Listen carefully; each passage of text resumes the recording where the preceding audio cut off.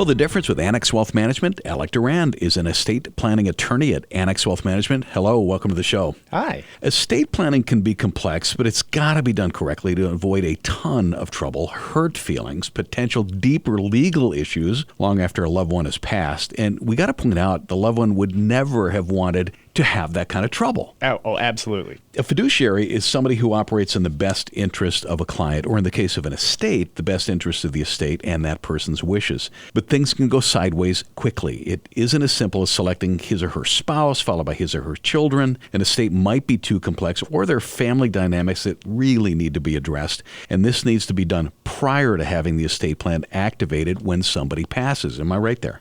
You are. And the best practice there is to consider who you want to be responsible for making decisions in the event you're unable to do so, or in the event that you pass away. And while it's not always easy to think in the long term, keeping an eye on potential conflicts and selecting a person capable of managing that is important. It's in the rearview mirror now, but did COVID change much about estate planning? I think that COVID put estate planning more at the forefront of people's minds and really got people thinking about who they want to be in charge of their estate and maybe who should be in charge of making decisions for them in case they're not able to do so.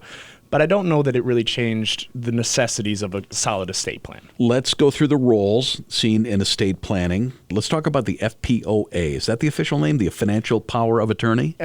That's the common name. The name that you'll see on a lot of the documents sometimes is called the Durable Power of Attorney, or a DPOA. All the same thing. Financial Power of Attorney, Durable Power of Attorney. It all governs the same thing. And that's a document where a person nominates someone to make decisions for them if they're not able to do so for financial purposes. And not just finances. Really, it's anything regarding finances and contracts.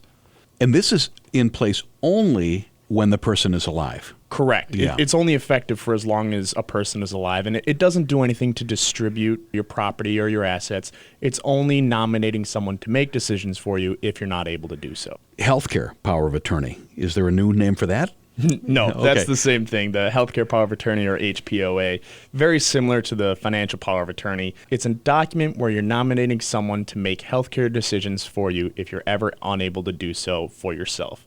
Same thing as that Financial Power of Attorney. It's only effective so long as you're alive. It doesn't do anything to address passing assets on your death. I think the answer is it depends, but is sometimes the Durable Power of Attorney and the Healthcare Power of Attorney the same person? It absolutely can be, but that goes back to what we were talking about at the very beginning of this topic, where you got to pick someone that meets the role. So someone that is good with finances isn't always the best person to make a healthcare decision for you. So that's something you got to be considering when you're setting up these documents. Yeah, like in the case of my dad, my sister is a nurse. She was a healthcare, and right. I did financial. Yeah, exactly. That's a perfect example. Okay. Personal representative or executor, is that the same thing?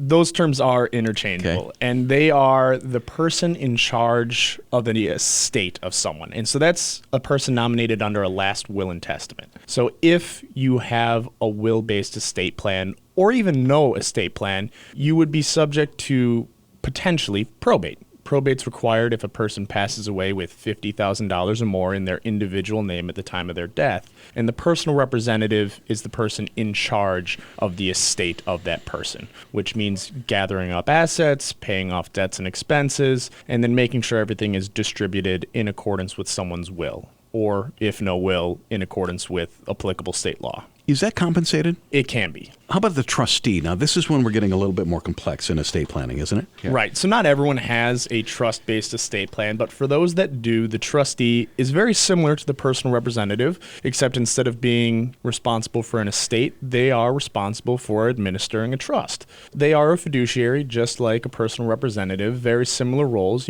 gathering up assets, paying off any outstanding debts and expenses, and then making sure that trust assets are distributed both in accordance with the terms of the trust and then to the best extent possible in accordance with the wishes of the person that set up that trust document. We're with Alec Durand, estate planning attorney at Annex Wealth Management. So we got the rules. Let's talk a little bit about the process. Does a good estate planning process need everybody in the room? Who needs to be in the room at the start? The only people that really need to be there are you and your attorney, your estate planning attorney. Anything beyond that is a personal choice. There's something to be said where too many chefs in the kitchen. If you have too many people, it can lead to too much complexity, too many questions going on. So there's something to be said for keeping it simple.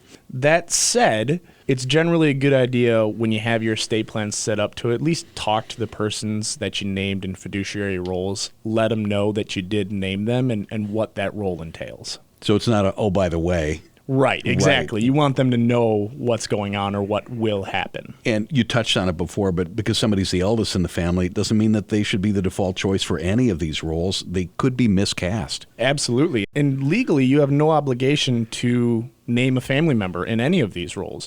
Sometimes, because of family dynamics or other outside considerations, maybe the family members aren't the best choice to name in these roles. So that's something you got to be considering. You know, who's going to be making solid financial choices for you or healthcare decisions for you as applicable. Alec Durand is an estate planning attorney at Annex Wealth Management, works on behalf of our clients, can do the same thing for you. Start at annexwealth.com. Alec, thanks for joining us. My pleasure. Thanks for having me.